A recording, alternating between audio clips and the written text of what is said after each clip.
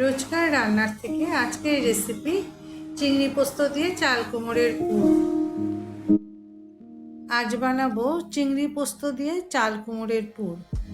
তো চিংড়ি পোস্ত দিয়ে চাল কুমড়োর পুর বানাতে লাগবে যে চিংড়ি নিয়েছি, পোস্ত নিয়েছি, রসুন, কাঁচা লঙ্কা আর চাল কুমড়ো তো লাগবে।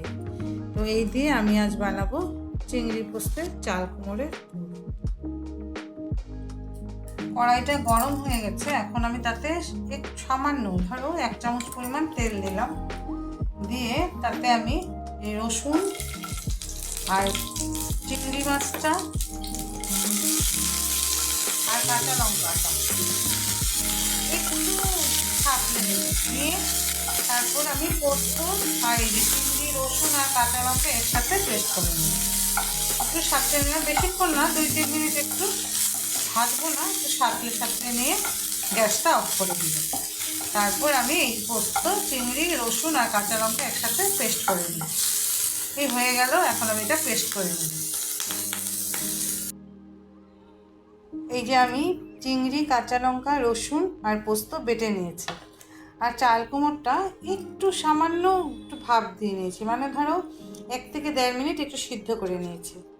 তা এখন আমি পুরটা ভরবো। এর জন্য এই বাটাটার মধ্যে স্বাদ মতন লবণ দিয়ে দিলাম আর একটু হলুদ দিয়ে দিলাম।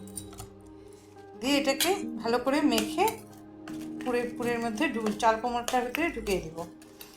আর এখানে পিটুলির জন্য নিয়েছি 3 চামচ ময়দা আর 3 চামচ চালের গুঁড়ো। পিটুলির জন্য আমি এরকম 1/2 চামচ নুন দিয়ে দিলাম আর 1/2 চামচ হলুদ দিয়ে দিলাম। এটা আমি ভালো করে জল দিয়ে গুলে একটা পিটুলি তৈরি করবো।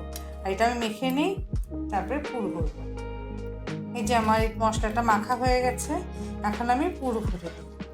আমরা এমনিতে পোস্ত দিয়ে বা সর্ষা দিয়ে করি, কিন্তু চিংড়িটা দিয়ে এইভাবে চিংড়িটা দিয়ে করলে কি হয়, একটা আঠালো হয় আর চিংড়ির একটা গন্ধও সুন্দর হয়। এইভাবে আমি সবগুলিতে পুর ভরে দিই। তো এইটা তো এইভাবে এরকম করে কেটে 2 ভাগ কেটেছি এইভাবে, যে এরকম একটা সাইড লেগে থাকবে। তো এইভাবে কেটেছি, তো তাই এইভাবে পুরটা ভরে দিলে একদম চ্যাপটা করে ভরে দিই, যাতে পিটুলিটা থেকে বেরিয়ে না যায়। পিটুলিটা যখন দিব যেন বেরিয়ে না যায়। এভাবে দিয়ে একদম চ্যাপটা করে সব দিকে লাগিয়ে দিই। করে যদি খেয়েছো তো জানো, আর না খেলে করে দেখো, ভীষণ ভালো লাগে। পোস্তর একটা গন্ধ থাকে, চিংড়ি মাছের একটা গন্ধ, খেতে ভালো লাগে। পুর এইসব যদি একটু টেস্টি না হয় ভালো লাগে না। তো আমি 4টা রেডি করে নিলাম, এখন আমি ভাজবো। কড়াইটা গরম হয়ে গেছে, এখন আমি ভাজার জন্য বেশ খানিকটা ধরো 1/2 কাপের মতন তেল দিয়ে দিলাম। আর তেলটা বেশি গরম হতে দিব না, তার আগেই আমি এরকম এইভাবে পিটুলিতে চুবিয়ে আমি একটা পুর দিয়ে দিব এরকম করে। তেলটা অল্প গরম হলেই দিয়ে দেবো, তবে কি হয়, আস্তে তোমার পিটুলিটা একদম চাল কুমড়োর সাথে টাইট করে ধরে। তো যে কোনো জিনিস ভাজার সময় এরকম অল্প গরমেই দিতে হয়, নয়তো দেখো ছেঁচার করে সব পিটুলিগুলি ছড়িয়ে যায়। তো এইভাবে এটা আমি হাই ফ্লেমে 2 পিঠ লাল লাল করে ভেজে নেব। এরকম করে পিটুলিতে ভালো করে পিটুলি চুবিয়ে এটা হাই ফ্লেমে 2 পিঠ লাল লাল করে ভেজে নেব। কেন কি, আমি চাল কুমড়োটা তো 1 মিনিট 1.5 মিনিটের মতন একটু সিদ্ধ করে নিয়েছি। তো এখন আমি এটাকে ভাজা করি।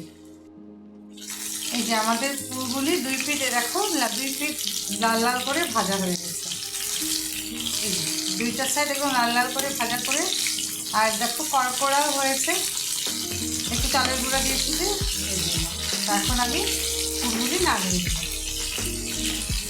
এইখানে। আর বাকি যে কটা আছে ভেজে নিই, একদম এরকম করে ভেজে উঠিয়ে নিই।